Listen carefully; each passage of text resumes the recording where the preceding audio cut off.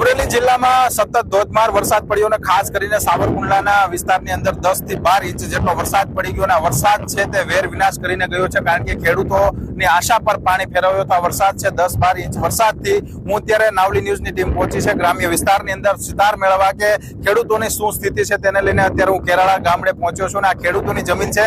આ મારી પાછળ અત્યારે દ્રશ્ય જોઈ શકો છો કે અત્યારે હાલ આ ખેડૂતો છે તે અત્યારે ખૂબ મોટું ધોવાણ થઈ ચૂક્યું છે અને ખોતરા પડી ગયા છે, સીમ રક્ષકના પાળા તૂટી ગયા છે। આ ખેડૂતો ઉભા છે તે વાડીએ જવાના પણ મુશ્કેલી છે, કારણ કે અહીંયા વિસ્તારની અંદર ખૂબ વરસાદ પડવાથી અંદર ખેતરમાં જઈ શકાય એવી સ્થિતિ તો નથી જ, કારણ કે અહીંયા જે વાવેતર કર્યું તો વાવેતરમાં પણ ખૂબ મોટું નુકસાન થયું છે અને આ વાવેતર ખેડૂતો માંડ કરી ચૂક્યા હતા। ત્યારબાદ સ્થિતિ એવા પ્રકારની છે કે હજુ નવું વાવેતર કરવા માટે ખેડૂતો ખેતરમાં નથી જઈ શકતા અને આ ખેતરો છે તે બિલકુલ ધોવાઈ ચૂક્યા છે। નદી નાળા જેવા જે દ્રશ્યો પણ જોવા મળ્યા હતા અને અનેક રસ્તાઓ પણ હાલ અત્યારે બંધ છે।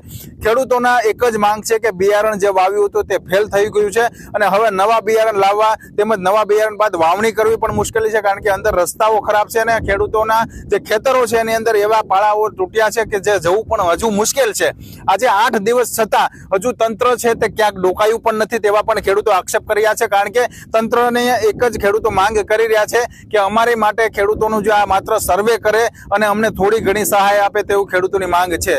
નાવલી ન્યૂઝ, મહેન્દ્રસિંહ, સાવરકુંડલા। જનકભાઈ ભોળાભાઈ વાલાણી, ગામ ધારકેરાળા, તાલુકો સાવરકુંડલા, જિલ્લો અમરેલી। અમારે અતિ 16 તારીખમાં બહુ વરસાદ પડ્યો છે એટલે બહુ ધોવાણ બહુ નુકસાન થયું છે, એમ કે કોઈ કિંમત નથી। બિયારણ નિષ્ફળ ગયું છે, બધું ખાતર વાવેલા હતા, બિયારણ હતું, બધું ધોવાઈને રાખ થઈ ગયું છે, કાંઈ છે નહીં।